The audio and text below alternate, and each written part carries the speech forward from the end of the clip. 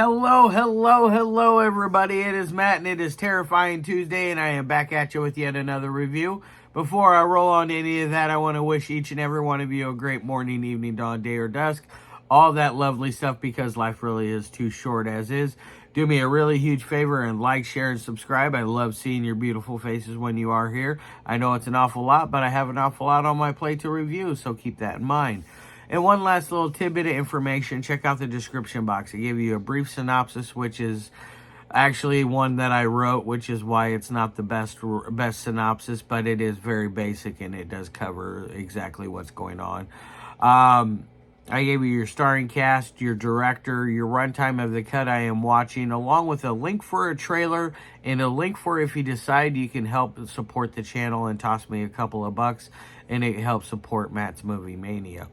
So with all that said in mind, let's get on to the film of the day. And today's is a doozy. It is a very phenomenal, just amazing film, but very harrowing, very dark, very depressing, very deep. One that will stick with you. I'm currently like kind of down feeling after watching it, because it is such a powerful film that it is so heartbreaking and really makes you think about life. And it is none other than Konversion, directed by René Wiesner, and it came out in 2020. 2019 was when it was made. 2020 is its release.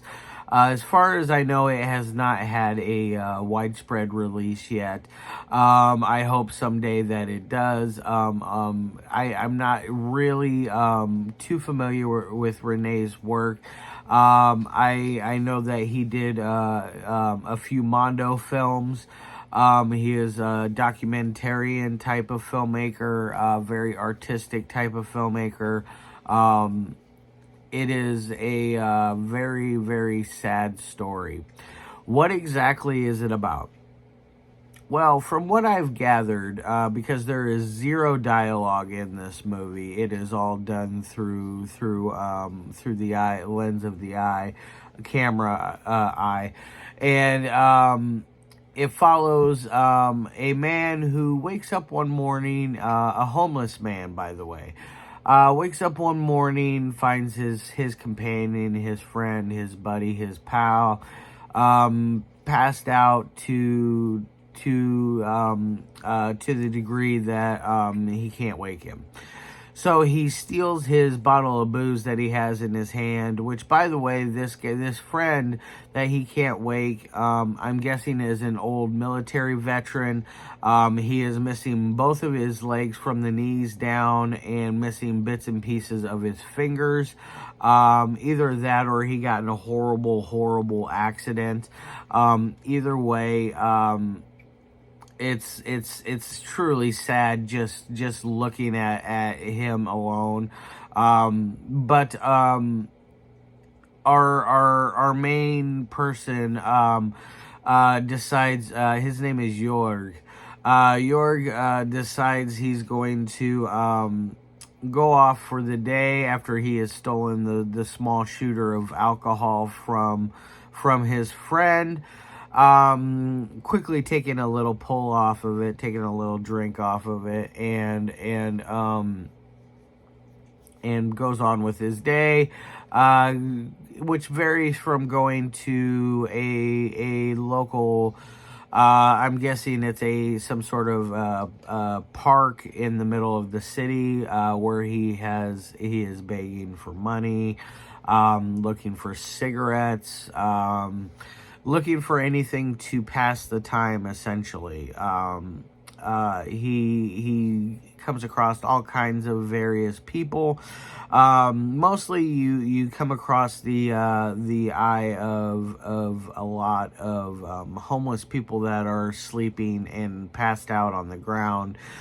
Some of them are so sad, and to the point to where there is even one man, I think it was a man, that was laying there, and he was just, it looked like he was just throwing up profusely while he was on the ground. It was just extremely just heartbreaking stuff. Our guy continues to go along throughout his day while we see these other homeless people throughout it. It really brings to light that there must be a really huge homeless problem. I believe this was filmed in Hamburg, Germany. Or at least there was a sign that said church. There was a Scientology Church of Hamburg sign for in front of a Scientology church there. So I'm guessing it's in Germany, in Hamburg to be precise. But he eventually gets to the point to where some church types hand him a pamphlet to read. He takes it into the middle of another park, and then he decides he's going to urinate on it. All the while, you get to be a spectator to this. You see the man's penis and all, and the nice golden stream that is now showering this holy document that has been handed to him. So it is, it's kind of got that blasphemous side to it. But I can understand why he would feel that way, being that you're that down and out on your luck, that you're homeless and that you're surviving on God knows what. And smoking cigarette butts up off the ground, I mean, it's a very dark, harrowing story. He eventually goes back to his friend. His friend is still passed out cold. He tries and tries and tries again to wake him up, and he comes to the realization his friend is no longer living. His friend has died. So he has a small breakdown right then and there, leaves, and it finishes out the story with him going along. At one point, he is even at a subway platform.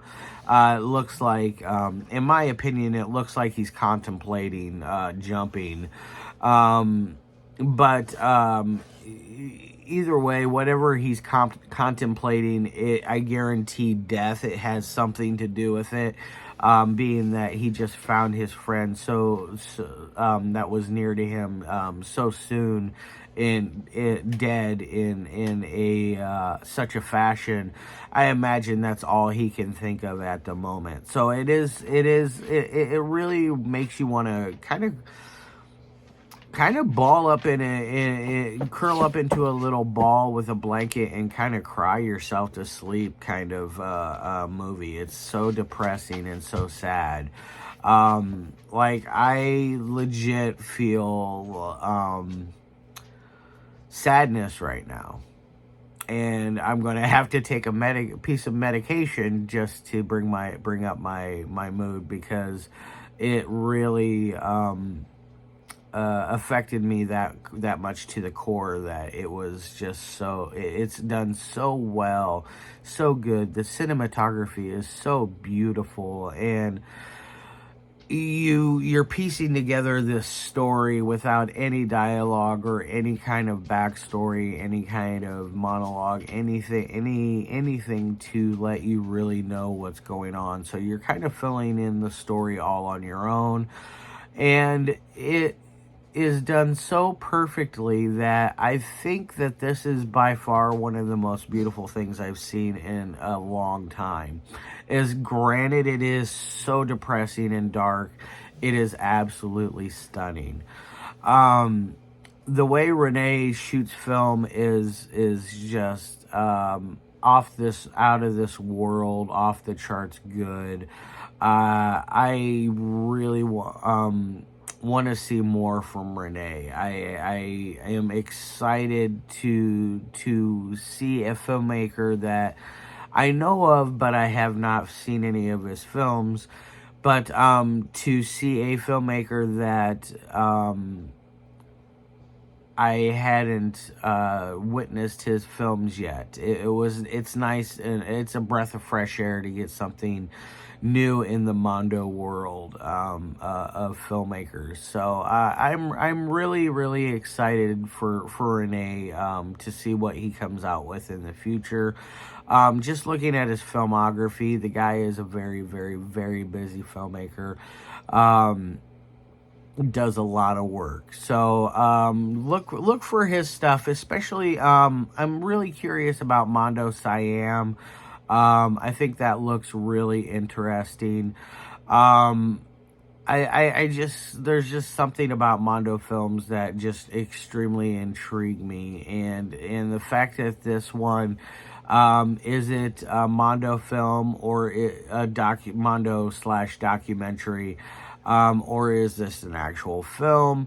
It is, in my opinion, it's a film, but it filmed with a lot of real people, because you can't fake the homeless epidemic that was going on there. That is for sure, because there was, everywhere the camera panned, there was somebody laying there or sitting there, and they were clearly in a bad place in their time, in their life. And they were definitely either homeless or on drugs or drunks. Either way, in bad places, like I said, in life. Now, under the three things that I love my movies to meet. Audio, it gets a very good, astonishing sound to it. It has very beautiful music being played over the background. It